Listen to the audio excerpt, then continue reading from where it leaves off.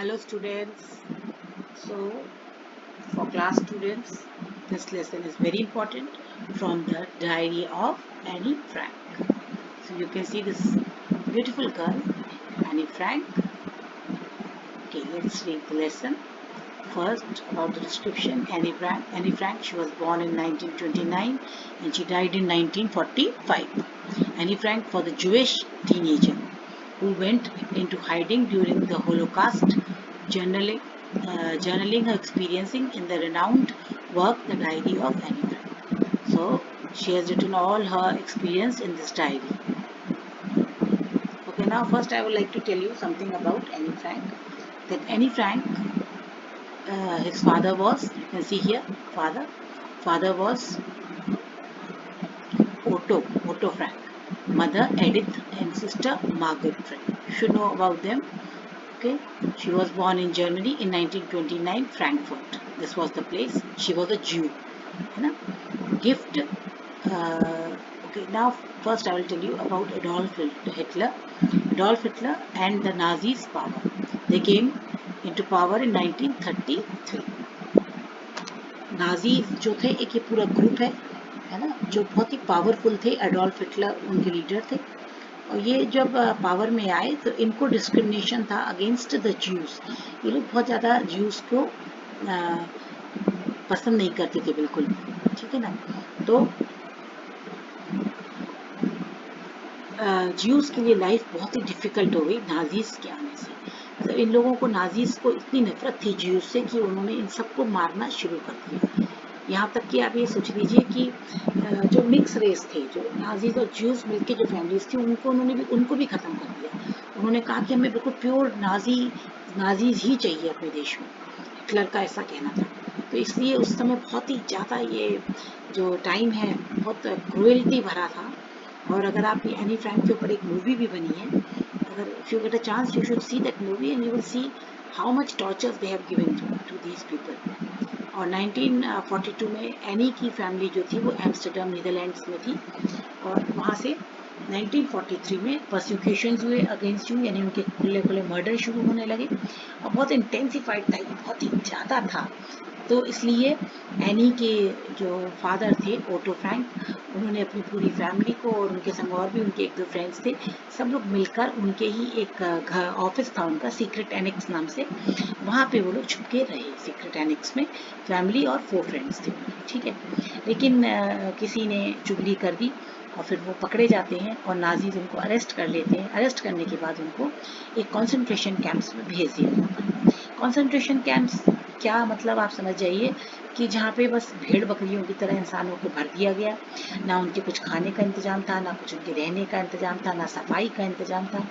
और वहाँ पे सब बीमार हो के, टाइफाइड हो गए, मलेरिया, कॉलरा, ये सब बीमारियाँ फैल फैल के वहाँ पे एक दूसरे का इन्फेक्शन लगता गया और लोग वहाँ पे मरते गए. और जो भी कॉन्सेंट्रेशन में कैंप्स में जाता था उसका मतलब यही होता था कि उसको लौटना नहीं है, क्योंकि वहाँ की हालत बहुत ही ख़राब होती थी. इसी तरह एनी फ्रैंक, उसकी बहन, सब वहाँ पे मर जाते हैं अपने आप बीमार हो के 1945. मतलब वो लोग उनको मर्डर तो नहीं करते लेकिन मरने के लिए वहाँ छोड़ देते हैं. तो I have seen that movie, it's very horrible. मुझे आज भी वो सीन याद आ जाते हैं तो मैं सोचती हूँ कि कैसा इंसान था एडोल्फ हिटलर, जिसने इतना क्रूएल्टी से लोगों के संग भेज दिया. तो बच्चों, ये एनी फ्रैंक भी ज्यू थी तो उसके संग भी इतना सब हुआ. तो ये तो हो गया एक दूसरी चीज़. अब आता है Anne Frank personally. Anne Frank कैसी लड़की थी? एक बहुत ही जोवियल और जैसे नॉर्मल बच्चे होते हैं, बहुत हंसमुख और लाइफ को जीने वाली लड़की थी वो.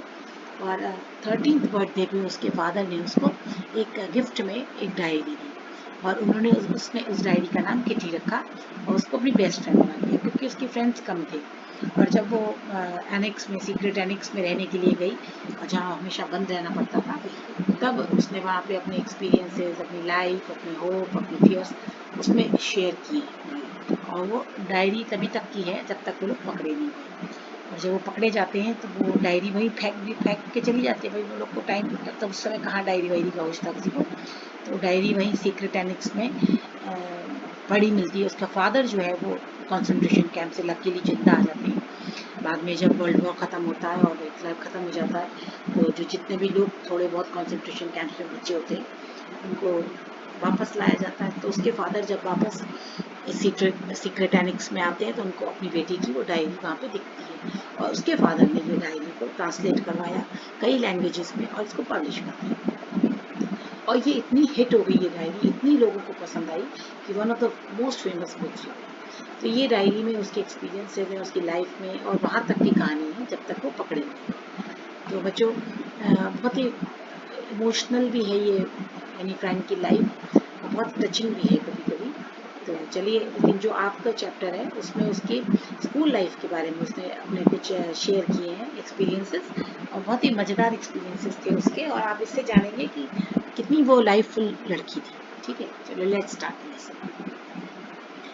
From the diary of Anne Frank. Writing in a diary is a really strange experience for someone like me. Someone like me means मेरी तरह कोई भी बच्चे के लिए ये लिखना, एक डायरी लिखना अपने आप में अनुभव, अनोखा अनुभव था. Not only because I've never written anything before, but also because it seems to me that later on neither I nor anyone else will be interested in the musings of a 13-year-old school girl. 13 साल की school की लड़की है, तो उसके विचार, musics माने उसके रिफ्लेक्शन, उसके thoughts, nobody will be interested naturally.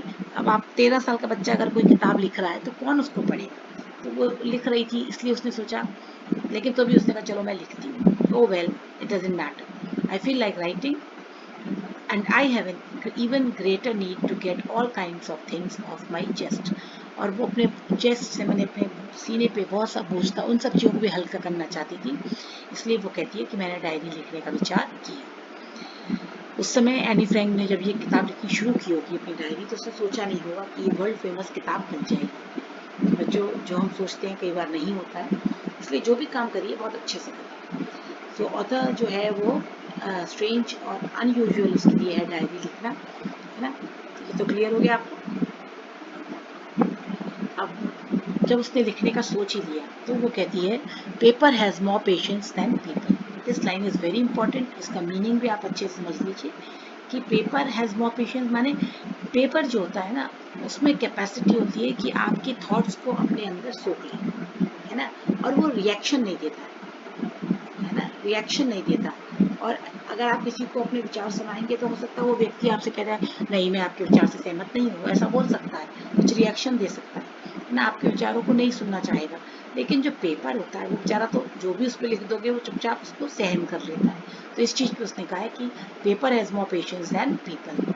I thought of this saying as one of those days when I was feeling a little depressed and was sitting at home with my chin in my hand, bored and listless, wondering whether to stay in or to go out. एक दिन वो घर में बहुत depress थी और अकेली बैठी हुई थी. अपने चिन मतलब ये इसको चिन बोलते हैं, लिप्स के नीचे वाले हिस्से को चिन बोलते हैं. तो उसने उसको पकड़ के बैठी हुई थी, बोर थी, लिस्टलेस थी, और सोच रही थी कि वो घर में रहे कि बाहर जाए. ऐसा कई बार हो जाता है कि हम लोग का मन नहीं लगता, सोचते हैं कि घूमने चले जाएं कि चुपचाप बैठे रहें. I finally stayed where I was.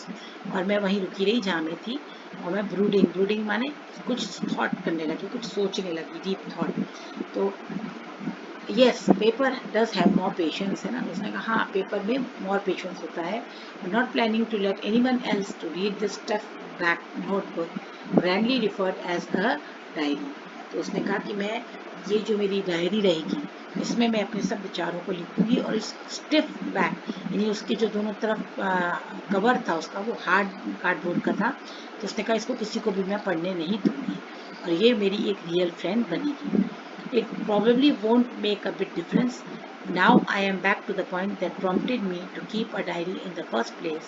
I don't have a friend.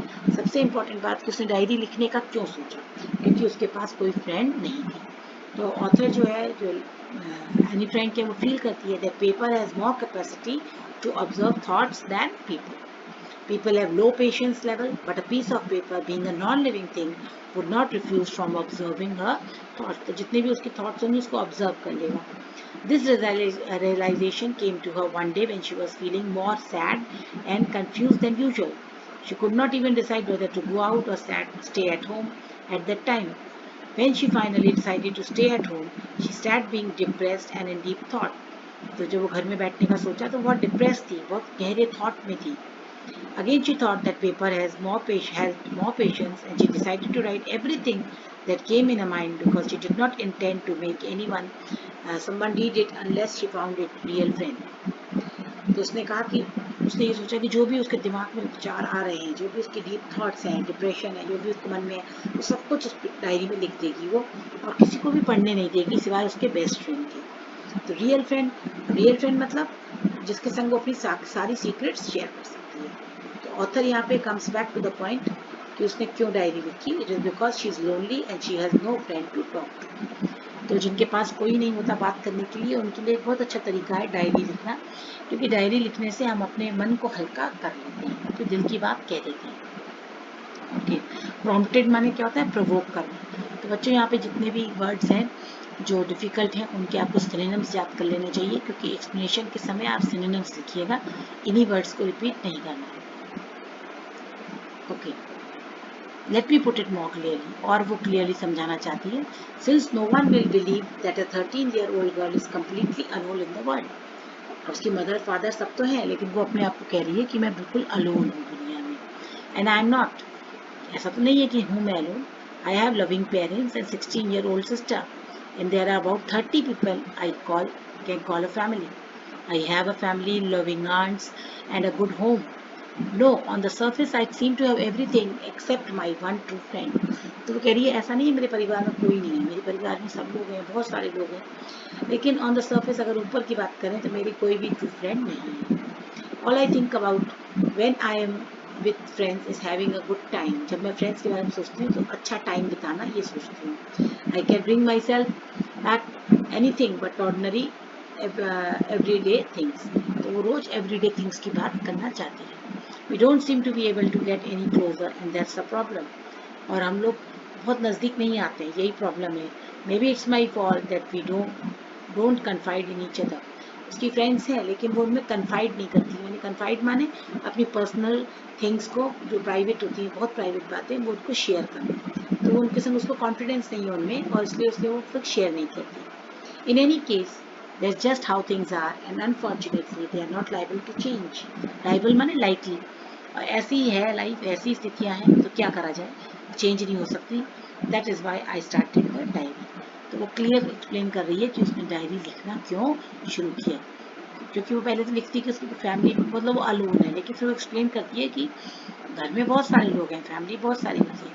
वो कहते हैं ना कि भीड़ में भी अकेला हूँ, वही हाल है. कि वो ऐसा कोई नहीं था जिसके संग वो अपने दिल की बहुत प्राइवेट बातें, दिल की बहुत पर्सनल चीज़ें शेयर कर सके. इसलिए उसने सोचा कि वो एक डायरी में सब कुछ लिखेगी और अपनी सारी फीलिंग्स को उसके साथ शेयर.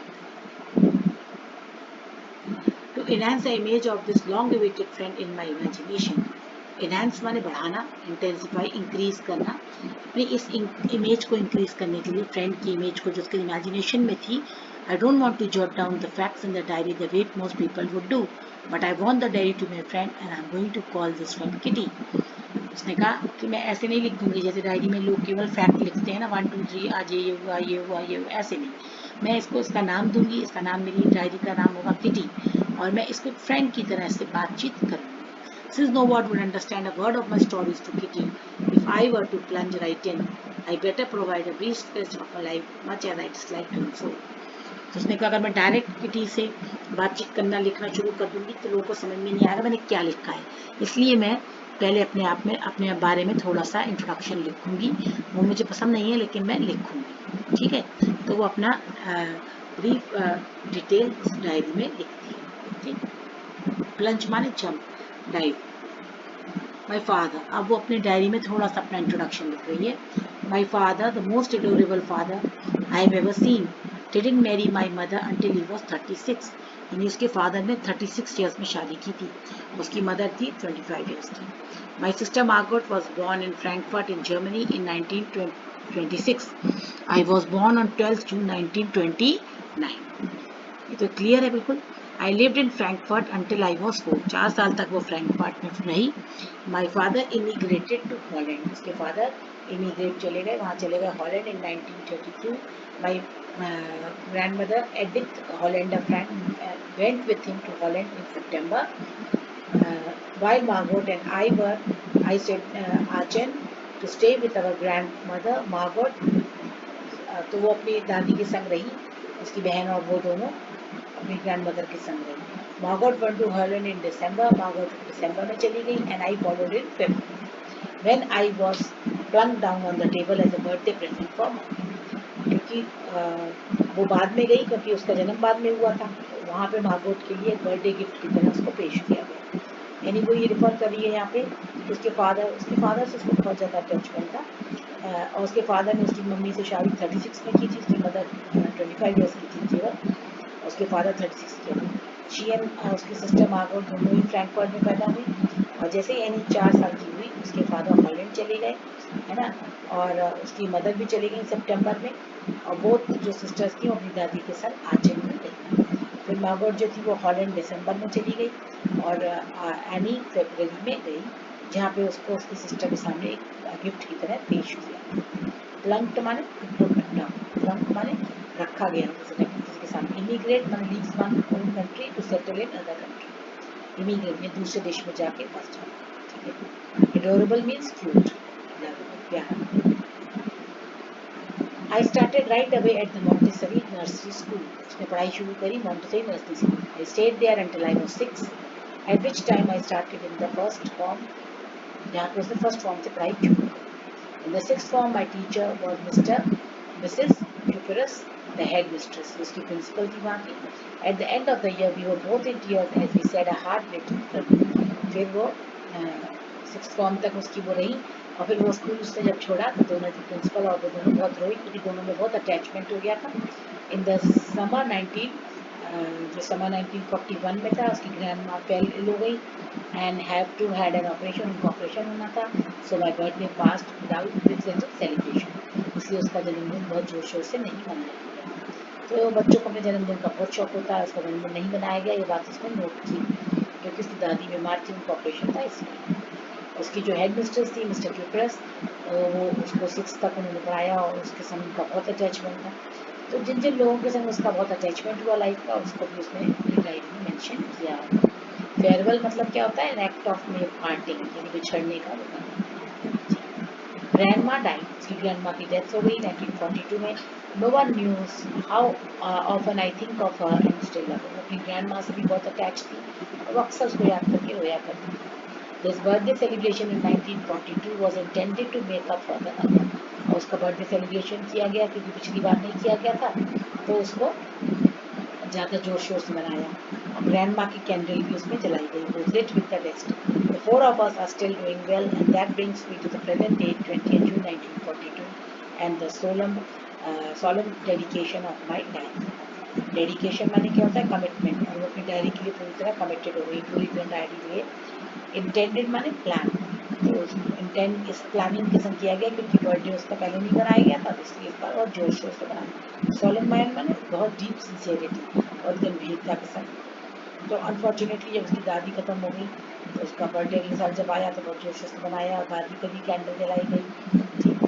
और इस तरह से 1942 से 20 जून से पूरी तरह से डायरी लिखने में समर्पित. अब देखो डियरेस्ट किटी, अब वो अपनी किटी में लिख रही है. किटी को एक फ्रेंड की तरह देखो एड्रेस कर रही है ना. Our entire class is quaking in its book. Quaking माने शिवरिंग, कांप रही है. क्यों कांप रही है उसकी पूरी क्लास? उसका रीजन है. ये क्वेश्चन पूछा जाता है कि उसकी क्लास क्यों कांप रही थी. The reason, of course, is the forthcoming meeting in which the teachers decide who will move on to the next form and who will be kept back. क्योंकि ये टीचर डिसाइड करके बताते हैं कि कौन कौन पास हुआ है, कौन फेल हुआ है, तो जो कौन आगे जाएगा और कौन यही रुकेगा. Half the class is making bets. पूरी आधी ज़्यादा क्लास शर्त लगा रही है. GN and I laugh ourselves silly at the boys behind us. तो GN जो है और उसकी जो फ्रेंड है वो दोनों मिलके हंस रही हैं कि लड़के देखो क्या कर रहे हैं पीछे बैठे बैठे. CNN जो कि स्टेक देयर एंटायर, जो दो लड़के हैं क्या नाम है उनका, CN और जैक्वस, इन दोनों ने तो पूरी अपनी जो पॉकेट मनी है पूरी शर्त में लगा दी है ना. तो वो कह रहा है कि I am not going to pass, और दूसरा कह रहा है यस आई विल. तो एंटायर पूरा उन्होंने बेट पे लगा दिया. From morning to night it's, सुबह से रात तक वो कह रहा है you are going to pass, no I am not, yes you are, no I am not. तो ये शर्तें लगाई जा रही हैं। कितना बच्चों को डर होता है, रिजल्ट आने वाला होता है कि पास होंगे कि फेल होंगे। तो even जी's pleading glances and my angry outburst can't calm them down। और जी का pleading glances माने वो रिक्वेस्ट करे, इमोशनल अपील करना कि शांत हो जाओ, चुप हो जाओ, और मेरे एंग्री आउटबर्स्ट, और वो गुस्से से चिल्ला रही चुप हो जाओ, तो ये लड़के चुप नहीं हो रहे। If you ask me there are so many dummies that about a quarter of the class should be kept back. तो कहती है अगर मेरे से पूछा जाए तो इस क्लास में इतने डमीज हैं, डमीज माने स्टूपिड, बेवकूफ, है ना। तो उसने कहा उन सबको आधे 1/4 ऑफ द क्लास यानी 1/4 क्लास को फेल होना चाहिए। But teachers are the most unpredictable teachers on earth. लेकिन जो टीचर्स होते हैं ना वो बहुत अनप्रिडिक्टेबल होते हैं। अनप्रिडिक्टेबल माने जो जिनके बारे में कुछ भी प्रिडिक्ट नहीं किया जा सकता, वो बहुत चेंज हो जाती हैं, है ना। बहुत से बेवकूफ़ बच्चे हैं लेकिन वो सबको पास कर देते हैं, बिकॉज टीचर्स डिसीजंस, टीचर क्या डिसीजन लेगा ये कोई भी बता नहीं सकता, है ना। टीचर के डिसीजन बहुत ही अनप्रिडिक्टेबल होते हैं। ओके, तो अब आप देखिए इसमें जो वर्ड मीनिंग्स हैं ये इंपॉर्टेंट है सारे, इनको देख लेना। On June 20th, 1942, Annie begins writing in her diary, addressing friend Kitty। वो पूरा मेंशन कर रही है कि उसकी क्लास बहुत नर्वस है, रिजल्ट्स आने वाले हैं, इट इज़ अनप्रेडिक्टेबल, पता नहीं क्या होगा, है ना। ये टीचर्स क्या करेंगे, किसको सिलेक्ट करेंगे, आगे भेजेंगे, किसको रोकेंगे। Many students are making bets. Bet माने क्या होता है, स्टेक करना, शर्त लगाना। Some had put their entire summer savings and saying, कुछ लोगों ने पूरी अपनी समर की जितनी पॉकेट मनी थी उसको दाव पे लगा दिया, स्टेक पे लगा दिया। She and friend G also made fun of the nervous boys. और उसके फ्रेंड जी भी मजाक बना रहे हैं जो नर्वस लड़के थे। जो बच्चे कमज़ोर होते हैं वो बहुत डरते हैं, उससे तो कहीं फेल ही नहीं हो जाए। They kept on saying to each other, वही दूसरे से कह रहे हैं I am not going to pass, दूसरे को कंसोल करके कह रहे हैं यस आप पास हो जाओगे। G was polite. She tried to stop them from making noise while Annie scolded them, but none of it worked। कोई भी चुप नहीं हुआ और सब ये चलता रहा। According to Annie, the quarter of class should not be allowed because they hardly respond or take part in any of the activities। Dummies मतलब यहाँ पर कि वो किसी एक्टिविटी में पार्ट लेते ही नहीं है बॉयज़। आधी से ज़्यादा 1/4 क्लास ऐसी है जो बिल्कुल शांत रहती है, कोई रिस्पॉन्स नहीं देती।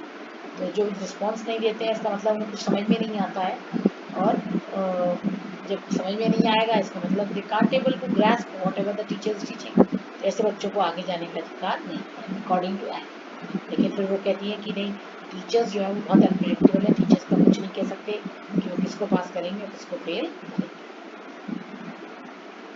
आई am not worried about my girl friends.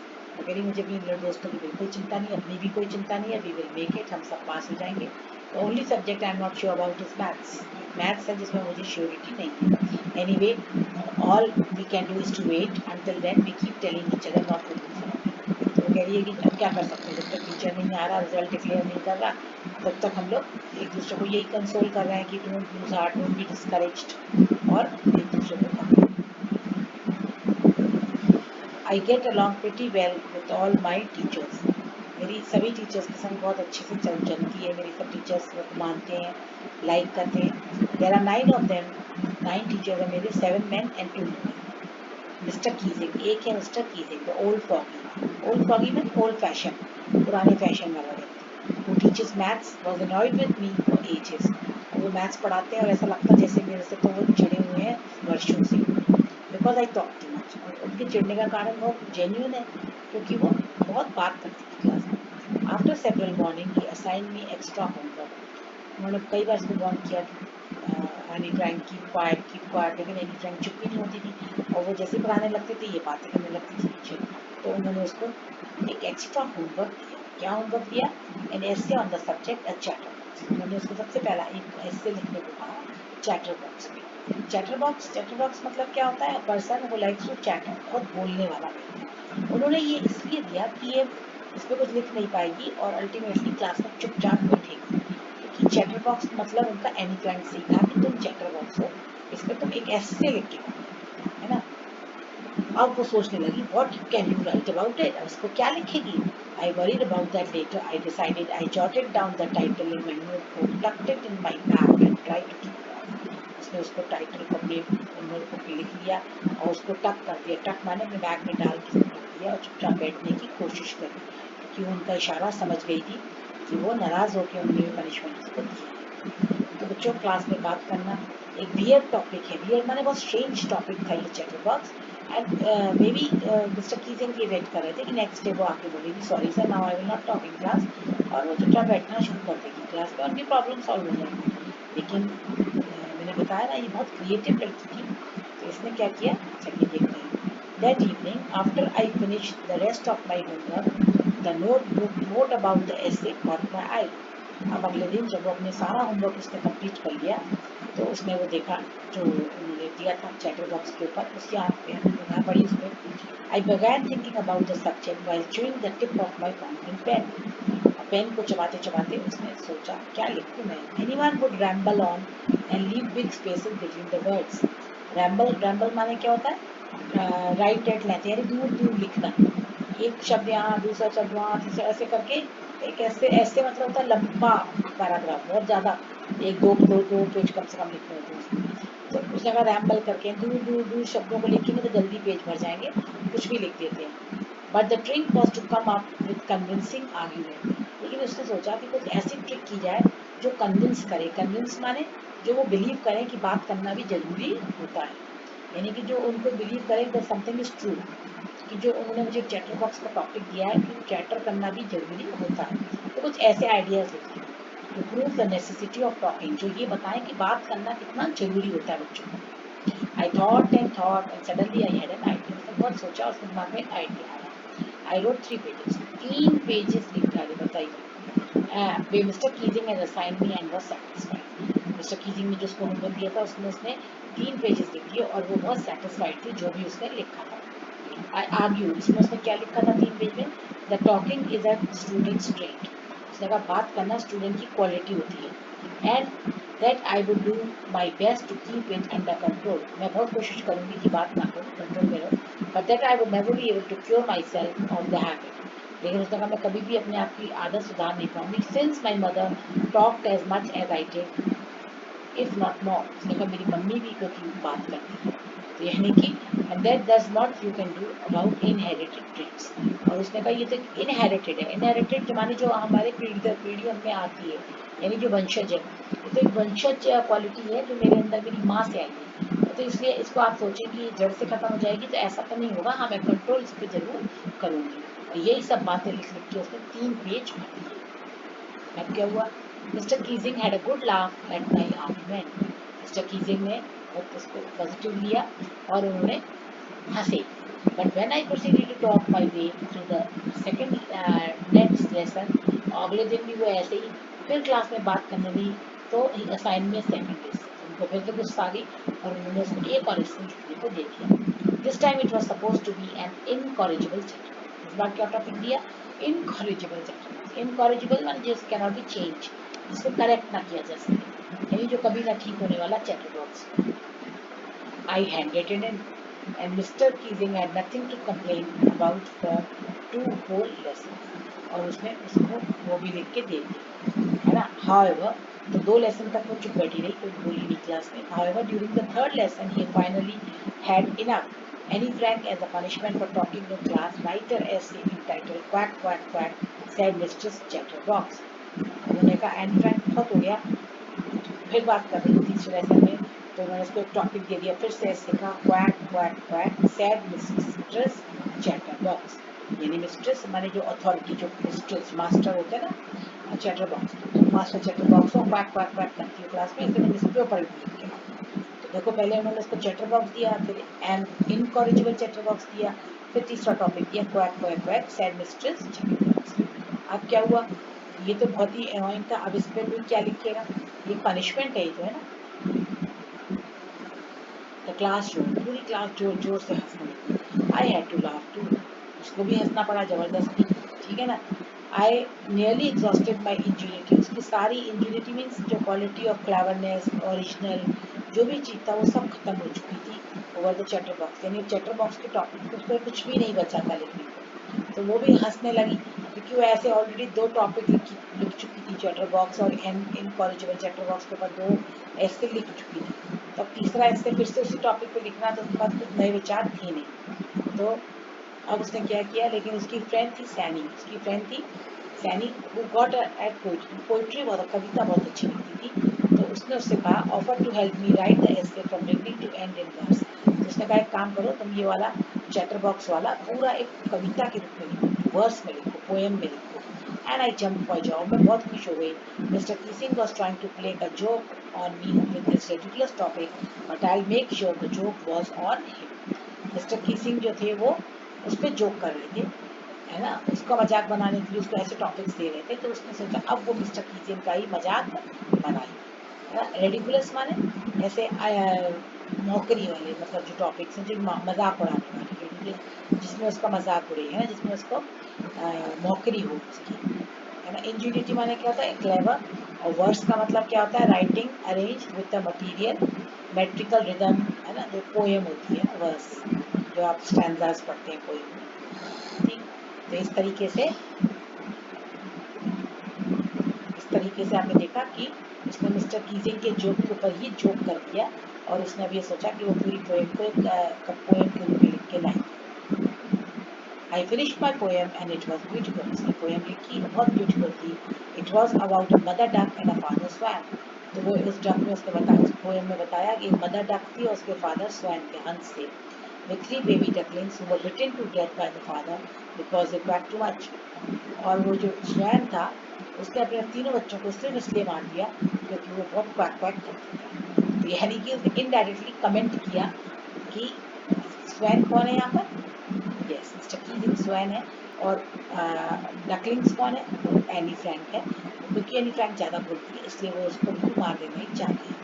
तो उसने ये जोक प्ले किया अपने टीचर के साथ, और luckily mister Keesing took the joke the right way. Mister Keesing ने जोक को सही वे में लिया, पॉजिटिवली अच्छे वे में लिया। He read the poem to the class and, और उन्होंने पोएम को पूरी क्लास को पढ़ के सुनाया, है ना, और उन्होंने अपने रिमार्क्स भी दिए, उन्होंने रिमार्क्स भी सब दिए। And to several other classes, केवल उसी क्लास में नहीं, उन्होंने दूसरी क्लास में भी इस पोएम्स को सुनाया। He was impressed by the creativity of Anne Frank. Since then I have been allowed to talk. उसके बाद उन्होंने कहा ठीक है तुम क्लास में चाहे जितना बात करो, and haven't been assigned any extra homework, उस पर कोई भी एक्स्ट्रा होमवर्क नहीं था। On the Keesing on the contrary, on the opposite, Mr. Keating always making jokes these days। और आजकल मिस्टर कीजिंग का भी नेचर बदल गया और वो भी कुछ जोक्स करने लगा। योर्स एंड, ये अपनी किटी को लिख रही है, योर्स एंड, यानी कि ये सारी बातें उसने अपनी फ्रेंड को बताई, किटी को, जो डायरी है उसको पूरी बातें उसने एक्सप्लेन की। ओके, तो आपको भी बहुत मज़ा आया होगा। तो वेरी इंटरेस्टिंग लेसन और बहुत अच्छे हैं बच्चों। ये क्वेश्चन आंसर हैं, इसके बहुत इंपॉर्टेंट क्वेश्चन आंसर हैं from the diary of Anne Frank के। इसके क्वेश्चन आंसर को आप याद कर लीजिए, और ये पेपर हैज़ मोर पेशेंस, है ना। ये सब क्वेश्चन आंसर बहुत अच्छे, मैंने आप पूरा लेसन एक्सप्लेन किया है, आप उन क्वेश्चन आंसर को पॉज करके पढ़िए इनको ध्यान से, और अगर आपके पास कॉपी में नोट नहीं है तो उनको नोट भी कर लीजिए। वैसे तो आपको PDF प्रोवाइडेड है, लेकिन फिर भी अगर आप इसमें से लिखना चाहें तो आप पढ़ पढ़ के इनको अच्छे से लिख सकते हैं, इसमें एक्स्ट्रा क्वेश्चन हैं। ओके स्टूडेंट्स, तो अब आप लोग thank you for watching, read write and speak English. Okay, and poem the tale of custard the dragon आने वाली है, और इसको भी आप देखेंगे और इसको भी पढ़ेंगे। Okay, thank you, have a nice day, bye.